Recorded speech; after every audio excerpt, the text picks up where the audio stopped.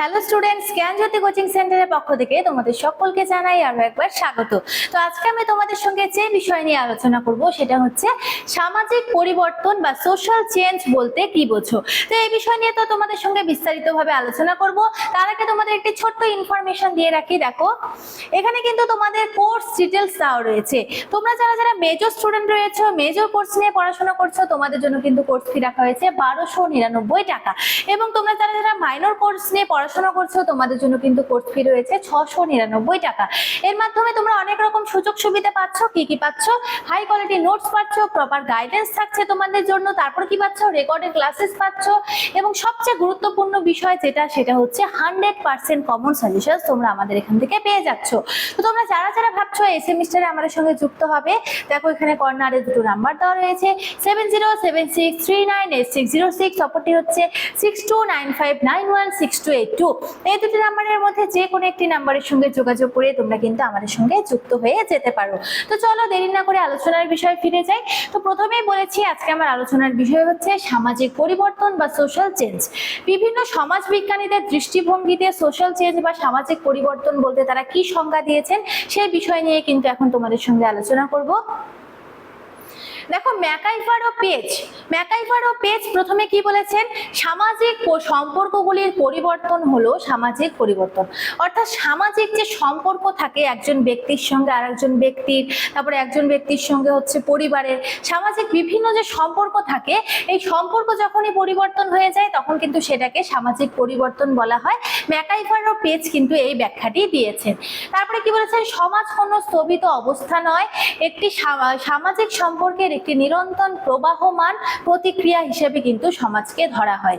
ঠিক আছে, তাহলে একটি সংজ্ঞা নিয়ে তো আলোচনা করলাম। তারপরে কি কিংসলে ডেভিস কি বলেছেন? সামাজিক পরিবর্তন বলতে মূলত সামাজিক সংগঠন অর্থাৎ সমাজের গঠন এবং কর্মধারার রূপান্তরকে বোঝায়। অর্থাৎ তিনি বলেছেন সামাজিক পরিবর্তন বলতে কি বোঝায়, যে সামাজিক পরিবর্তন হচ্ছে এমন একটি বিষয় যখন কি সামাজিক সংগঠন এবং কি সামাজিক হচ্ছে বিভিন্ন কর্মধারা, সামাজিক কাঠামোর পরিবর্তন হয়, তখনই কিন্তু সেটাকে সামাজিক পরিবর্তন বা সোশ্যাল চেঞ্জ বলা হয়। তাহলে এখানে ম্যাকাইভার ও পেজ এবং কিংসলে ডেভিসের মতামত কিন্তু আমরা দেখে নিলাম। তারপরে যে সামাজিক পরিবর্তন ঘটছে, এই সামাজিক পরিবর্তনের কিন্তু বেশ কিছু বৈশিষ্ট্য রয়েছে। কি কি আছে দেখো এখানে। প্রথমে হচ্ছে সার্বজনীনতা, অর্থাৎ বিশ্বের প্রতিটি সমাজে পরিবর্তন ঘটে। পুরো সমাজের সময় বা কালের স্রোতে চিরকাল অপরিবর্তনশীল কিন্তু থাকে না। প্রত্যেকটা সমাজে কিন্তু সময়ের সঙ্গে সঙ্গে যুগের সাথে তাল মিলিয়ে কিন্তু পরিবর্তন হতেই থাকে। এবং এক্ষেত্রে আমরা মানুষেরও কিন্তু পরিবর্তন দেখি। যে মানুষ আগে হচ্ছে সকলের সাথে ঝগড়া করতো, ঠিক আছে, সে এখন হঠাৎ করে শান্ত হয়ে গেছে, তাহলে এটাও কিন্তু একটি পরিবর্তন। ঠিক সেরকমই কিন্তু সমাজও কিন্তু পরিবর্তনশীল। কাঠামোর উপর ভিত্তি করে বিভিন্ন উন্নয়নের সাথে এগিয়ে কিন্তু সমাজেরও পরিবর্তন হচ্ছে। তারপরে দেখো কি রয়েছে? নিরবচ্ছিন্নতা, অর্থাৎ সামাজিক পরিবর্তন কোনো আকস্মিক সমাপ্তি নয়, এটি একটি ধারাবাহিক ও চলমান বিবর্তনীয় প্রক্রিয়া। অর্থাৎ সামাজিক পরিবর্তনকে একটি চলমান এবং ধারাবাহিক প্রক্রিয়া হিসেবে কিন্তু বলেছেন এখানে। তাহলে সামাজিক পরিবর্তনের একটি মূল বৈশিষ্ট্য হচ্ছে জটিলতা, অর্থাৎ কি সমস্যা, বিভিন্ন সমস্যাও রয়েছে। এক্ষেত্রে একটি ক্ষেত্রের পরিবর্তন অন্য ক্ষেত্রে কিন্তু প্রভাব ফেলতে পারে, সেটা কিন্তু ভালোও হতে পারে, বাকি সেটা কিন্তু খারাপও হতে পারে। যেমন কি প্রযুক্তিগত উন্নতি বৈবাহিক ও পারিবারিক সম্পর্ক কিন্তু পরিবর্তন আনে। তাহলে প্রযুক্তিগত দিক থেকে যদি উন্নতি হয় তাহলে কিন্তু কি পারিবারিক সম্পর্কেও কিন্তু বিভিন্ন রকম পরিবর্তন আসে। যেমন দেখো, আগে কিন্তু মোবাইল ফোন যখন ছিল না, বাবা মার সাথে শিশুরা কি করতো? আড্ডা দিত, বা বাবা মার কিন্তু অনেক রকম কথা শুনতো, গল্প শুনতো, তাহলে বিভিন্ন বিষয় ছিল। এবং কি লাইন চলে গেলে কিন্তু সকলে একসাথে বসে কিন্তু সেই যে গল্প ছিল সেই সমস্ত কিছুই হতো। কিন্তু এখন কি হয়? লাইন চলে গেলে সকলেই কিন্তু নিজেদের মতো মোবাইল নিয়ে বসে পড়ে। সেক্ষেত্রে কিন্তু একটি পারিবারিক দিক থেকে কিন্তু একটি পরিবর্তন আমরা দেখতে পাচ্ছি। ঠিক আছে, প্রযুক্তির উন্নতির সাথে সাথে। এরপরে যে বিষয়টি নিয়ে আলোচনা করবো সেটা হচ্ছে কি পরিবর্তনের প্রকারভেদ। পরিবর্তনকে কয় ভাগে ভাগ করা হয়েছে। দেখো, সমাজবিজ্ঞানীদের মতে সামাজিক পরিবর্তন প্রধানত তিনটি ধারায় সংগঠিত হয়। কি কি ধারা? বিবর্তনীয় পরিবর্তন, এবং কি বিপ্লবী পরিবর্তন, এবং কি পরিকল্পিত পরিবর্তন। বিবর্তনীয় পরিবর্তনে কি বলা হয়েছে? স্থির ও স্বাভাবিক গতিতে দীর্ঘ সময় ধরে গড়ে ওঠে যে পরিবর্তন, সেটাকে কিন্তু বিবর্তনীয় পরিবর্তন বলা হয়েছে। তারপরে কি বিপ্লবী পরিবর্তন, অর্থাৎ কি হঠাৎ ও দ্রুত গতিতে সমাজের কাঠামো বদলে গেলে সেটাকে কিন্তু আমরা বিপ্লবী পরিবর্তন, অর্থাৎ যাকে বলা হয় বৈপ্লবিক ভাবে পরিবর্তন। ঠিক আছে, তারপরে কি রয়েছে? পরিকল্পিত পরিবর্তন। দেখো, এই যে বিপ্লবী পরিবর্তন, এক্ষেত্রে কিন্তু একটি উদাহরণ মাথায় আসছে, সেটা হচ্ছে কি, যখন হচ্ছে 500 টাকার নোট যখন ব্যান্ড করে দেওয়া হলো, সেটা কিন্তু একটি পরিবর্তন আমরা বলতে পারি। তার পরের দিন থেকে কিন্তু সকলে কিন্তু কি ওই টাকা কিন্তু ব্যবহার করতে পারবে না, ব্যাংকে গিয়ে কিন্তু তারা কিন্তু সেই টাকাটা জমা নিচ্ছে, জমা দিয়ে আসছে, তারপরে কি সেই টাকা কিন্তু নিয়ে আসছে। তাহলে একদিনে যে পরিবর্তন হয়ে গেল সরকারের দ্বারা, সেটাকে কিন্তু একটি বৈপ্লবিক পরিবর্তন বলা হয়।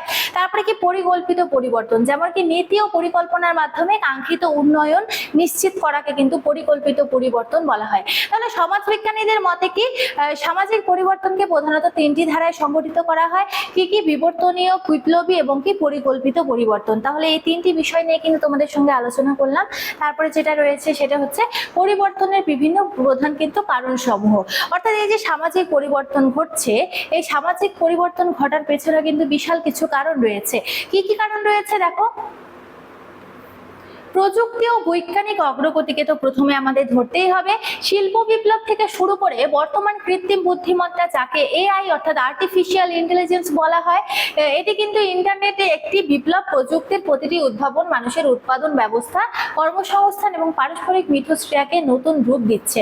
অর্থাৎ এআই আসার পরে কিন্তু, অর্থাৎ আর্টিফিশিয়াল ইন্টেলিজেন্স আসার পরে কিন্তু আমরা কিন্তু অনেক রকম প্রশ্ন যদি আমাদের মনে থাকে, আমরা কিন্তু জিজ্ঞেস করতে পারছি এবং উত্তরও পাচ্ছি। এক্ষেত্রে কিন্তু সমস্ত উত্তর যে সঠিক হবে এটা না, কিন্তু অনেক ক্ষেত্রে দেখা যাচ্ছে যে আমরা কোনো সমস্যায় পড়েছি, এআই কিন্তু সেই সমস্যার থেকে উদ্ধার করছে। ঠিক আছে, এটি কিন্তু একটি বিপরীত, কিন্তু অর্থাৎ এর সুফলও রয়েছে এবং কুফলও কিন্তু আমরা দেখতে পাচ্ছি এআই এর ক্ষেত্রে। ঠিক আছে, প্রযুক্তির এই মেলবন্ধন অর্থনৈতিক প্রবৃদ্ধি ত্বরান্বিত করার পাশাপাশি নব সংস্কৃতির প্রসার কিন্তু বিশেষভাবে ঘটিয়ে চলেছে। তাহলে এই পরিবর্তনের পিছনে কিন্তু বিভিন্ন কারণ রয়েছে। বর্তমান শিক্ষা ব্যবস্থায় বা হচ্ছে বর্তমান সমাজ ব্যবস্থায় কিন্তু কি রয়েছে, আমরা কিন্তু অনেক রকম ভাবে প্রযুক্তির উন্নয়ন দেখতে পাচ্ছি। এক্ষেত্রে কিন্তু এআই সব থেকে বড় উদাহরণ, যাকে বলা হয় বাংলাতে কৃত্রিম বুদ্ধিমত্তা। তারপরে কি রয়েছে, এর কিন্তু গুরুত্বপূর্ণ বিভিন্ন ক্ষেত্র রয়েছে। কি কি ক্ষেত্র রয়েছে?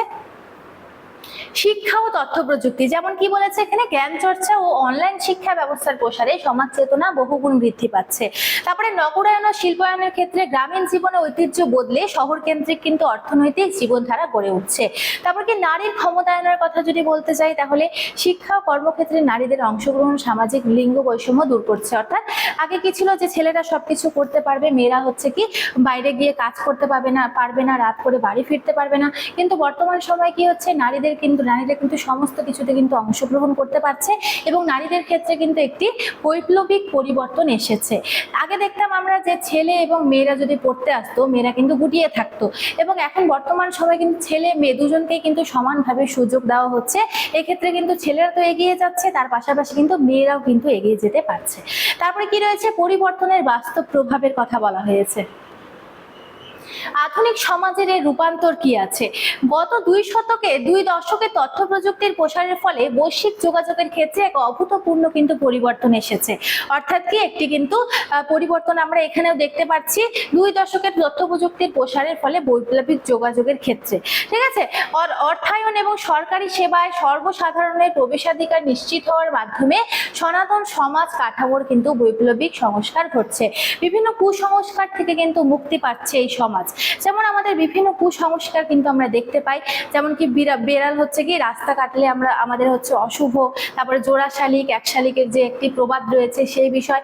এই যে কুসংস্কারগুলি কিন্তু পরিবর্তন হচ্ছে সমাজ পরিবর্তনের সাথে সাথে। ঠিক আছে, তারপরে কি আছে, পরিবর্তনের প্রধান বাধা, অর্থাৎ সামাজিক পরিবর্তনের ক্ষেত্রে কিন্তু আমরা বিভিন্ন বাধা দেখতে পারবো। কি কি বাধা দেখতে পাচ্ছি, যেমন কি কুসংস্কার ও অন্ধবিশ্বাস।